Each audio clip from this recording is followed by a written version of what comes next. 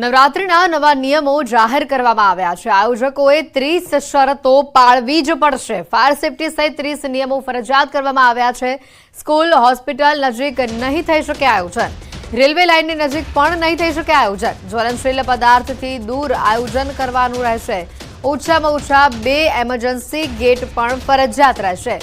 Fire વિભાગે નવરાત્રીના આયોજકો માટે આ ગાઈડલાઈન જાહેર કરી છે। નવરાત્રી આયોજક દ્વારા કરેલા આયોજનમાં જાહેર સલામતી માટે ફાયર સેફટી અંગેની પણ નોટિસ જાહેર કરવામાં આવી છે। નવરાત્રીનું આયોજક electric substation, electric high tension line, railway લાઇનથી દૂર કરવાનું રહેશે। લોકોની સલામતીને લઈને કડક નિયમો બનાવવામાં આવ્યા છે। મંડપમાં ફાયરના વાહનો આવી શકે તે મુજબ રોડ રસ્તા ખુલ્લા રાખવાના રહેશે। સાથે જ ઓછામાં ઓછા 2 એમરજન્સી એક્ઝિટ રાખવાના રહેશે। સિટિંગ વ્યવસ્થાથી બહાર નીકળવાનો રસ્તો 15 મીટરથી વધારે ન હોવો જોઈએ। તેમજ પબ્લિક એડ્રેસ સિસ્ટમ રાખવાની રહેશે। દૈનિક કેટલા વ્યક્તિઓ પ્રવેશે છે તેનો સંપૂર્ણ દસ્તાવેજી રેકોર્ડ પણ રાખવો પડશે।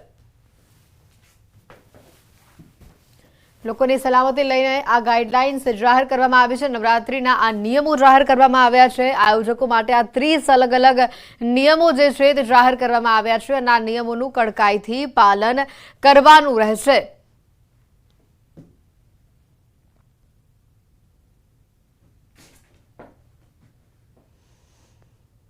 અને હવે વાત કરીશું ગોઝારા અકસ્માતની।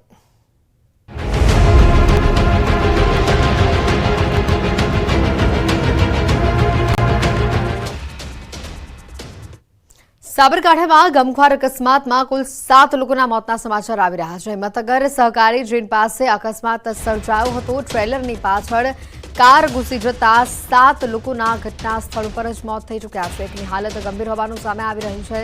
શામળાજીથી અમદાવાદ જતા અકસ્માત નડ્યો હતો। તમામ મૃતકો અમદાવાદના હોવાનું સામે આવી રહ્યું છે। ફાયર વિભાગની મદદ લેવામાં આવી રહી હતી। પોલીસનો કાફલો પણ ઘટના સ્થળ પર પહોંચ્યો હોવાની માહિતી સામે આવી રહી છે। સાબરકાંઠા જિલ્લાના શામળાજીથી હિંમતનગર આવતા રોડ ઉપર આજે સવારના એક ઇનોવા અને ટ્રેલર વચ્ચે અકસ્માત થયેલો। ઇનોવા ગાડી પાછળથી અથડાઈ ગયેલી, જેમાં સવાર જે વ્યક્તિઓ હતા એમાંથી એક ઈજા પામી છે, જે જીવિત છે। એ હની શંકરલાલ તોલવાણીને અત્યારે હોસ્પિટલ લઈ ગયા છે અને એની સારવાર ચાલુ છે। એ સિવાય જે અન્ય 7 વ્યક્તિઓ ગાડીમાં હતા તેઓના મરણ થયેલા છે અને આ તમામ રહેવાસી છે એ અમદાવાદના છે। હિંમતનગરના સહકારજીન ચોકડી પાસે આવેલી મોડાસા કડવા પાટીદાર સમાજવાડી છે તેના આગળ જ અકસ્માત સર્જાયો હતો। જે અકસ્માતના કારણે અત્યારે હાલ તો જે ભારે ટ્રાફિક જામ થયો હતો તેના કારણે જે લોકો 7 લોકો છે, 7 લોકો કારમાં ફસાયા હતા। જે કારમાં ફસાયા હતા તેમને ગ્રેનર બદલથી કાપીને આ તમામ લોકોને બહાર નીકળવામાં આવી રહ્યા છે। ખાસ કરીને દ્રશ્યોમાં જોઈ શકાય છે તે પ્રમાણે જે ફાયર વિભાગનો સ્ટાફ છે, ફાયર વિભાગનો સ્ટાફ જે કાર છે તે કારને પૂરી કાપીને જે તમામ મૃતદેહો છે મૃતદેહો બહાર નીકળવાની કામગીરી હાથ ધરવામાં આવી છે।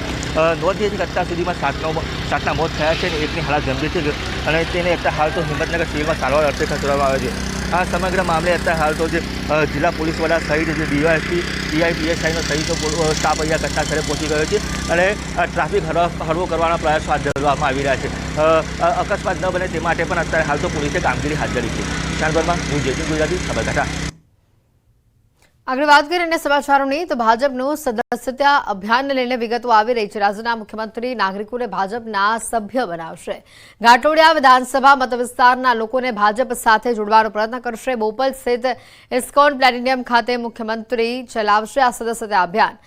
ઇસ્કોન પ્લેટિનિયમના રહીશોને ભાજપના પ્રાથમિક સભ્ય બનાવાશે। બોપલ ખાતે મુખ્યમંત્રી હાલ ઉપસ્થિત હોવાની પણ માહિતી સામે આવી રહી છે। રહીશોને ભાજપના પ્રાથમિક સભ્યો બનાવવાનું અભિયાન જે રીતે ભાજપ દ્વારા તેજ કરવામાં આવ્યું છે, ત્યારે ભાજપના સદસ્યતા અભિયાનમાં મુખ્યમંત્રી પણ પહોંચ્યા છે બોપલ સ્થિત આવેલા ઇસ્કોન પ્લેટિનિયમ ખાતે, કે જ્યાંના સદસ્યોને ભાજપના પ્રાથમિક સભ્ય બનાવવામાં આવશે।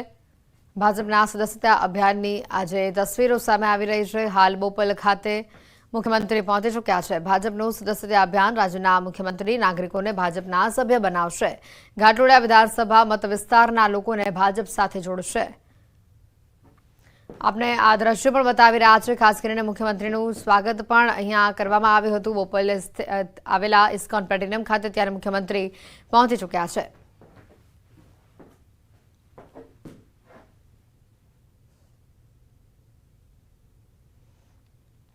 અને હવે વાત કરીશું કબીરાજના આતંકની.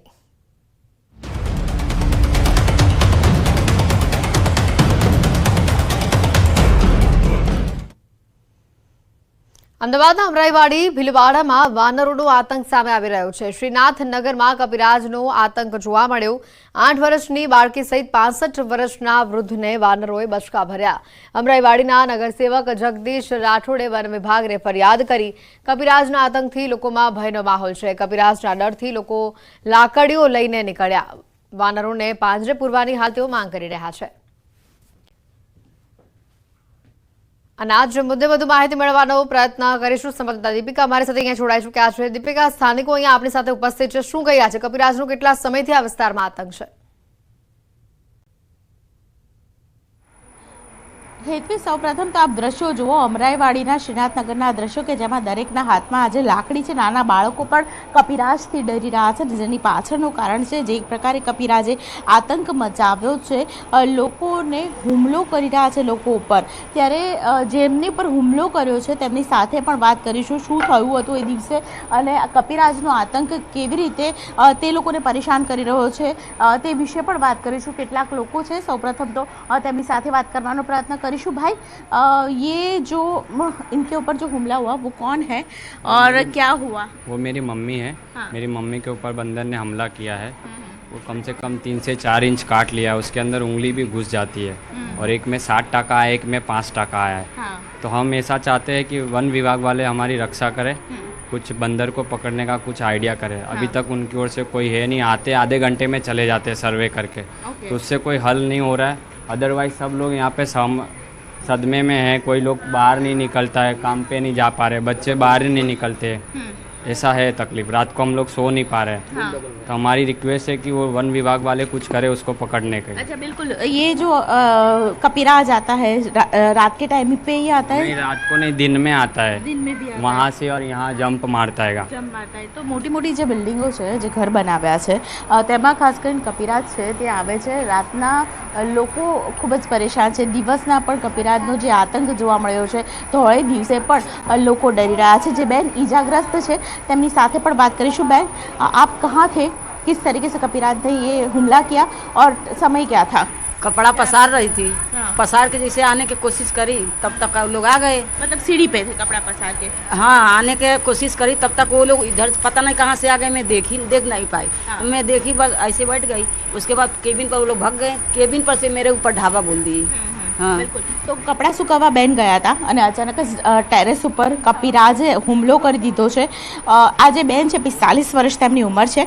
8 વર્ષની બાળકી છે તેની ઉપર પણ હુમલો કર્યો છે. 8 વર્ષની બાળકી હાલ હોસ્પિટલમાં છે અને સારવાર લઈ રહી છે. પરંતુ જે રીતે કપિરાજનો આતંક છે, અહીંના લોકો, અમરાઈવાડી વિસ્તારના શ્રીનાથનગરના લોકો ખૂબ જ ડરી રહ્યા છે. દિવસ રાત તેઓ બસ એક જ માંગ કરી રહ્યા છે કે વન વિભાગ છે કોઈ ત્વરિત પગલાં લે અને તેને કારણે ખાસ કરીને આ તમામ લોકોને કપિરાજના આતંકથી છુટકારો મળે. હેતવી. બિલકુલ દીપિકા, આભાર માહિતી બદલ. આ એક કે બે વાર નથી બન્યું. ઘણા સમયથી આ પ્રકારના કપિરાજના આતંકની અમદાવાદ શહેરથી તસવીરો સામે આવી રહી છે. 3-4 दिन से यहाँ पे एक बंदर है जो सब लोगों को काट रहा है और काटता है, ऐसा भी काटता है पूरा मान से निकाल ले रहा है और उससे पब्लिक में एकदम त्रास मच गया है. लोग यहाँ पे बहुत परेशान हैं. लोगों का नींद उड़ गई है. रातों दिन हैरान है. लोग डंडा लेके लोग उसको ढूंढ रहे हैं. अभी दौड़ा है. हम लोग भी साथ में घूम रहे हैं लोगों पे. हम लोगों ने बहुत सारा फोन किए, कंप्लेन भी किए, पर म्यूनसिपालिटी बराबर ध्यान दे नहीं रही है, कुछ काम भी नहीं कर रही है. यहाँ के लोग ही मिल के उसका सपोर्ट कर रहे हैं. पब्लिक का आपस में मिल के अपने लोगों पर काम निकाल रहे हैं. રાજકોટથી સમાચાર આવી રહ્યા છે. ઉપલેટાના ગઢાળામાં દીપડાનો આતંક સામે આવ્યો. ગઢાળા ગામમાં 6 મહિનામાં 6 પશુઓનો શિકાર કર્યો. દીપડાના હુમલાથી ખેડૂતોમાં ભયનો માહોલ છે. ફોરેસ્ટ વિભાગ દ્વારા દીપડાને પકડવા પાંજરા મૂકવામાં આવ્યા છે.